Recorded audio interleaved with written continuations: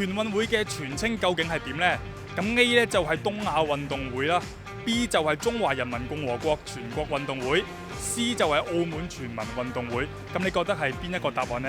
B 中華人民共和國全國運動會，咁係 B 啦，依個中華人民共和國嘅全國運動會嘅。中華人民共和國全國運動會。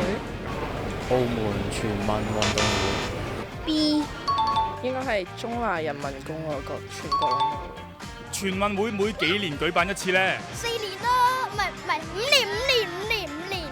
2年舉辦一次，係咪2年？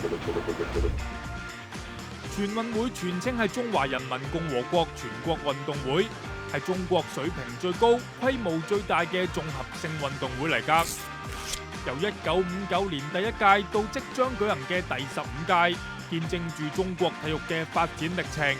由1979年第4屆開始，改成每4年舉辦一次。以往有啲比賽項目而家已經唔再出現㗎啦，咁就包括飛行、跳傘、航海等嘅軍事項目。中國重返奧運大家庭之後，第5屆嘅比賽項目就根據奧運會嚟進行調整。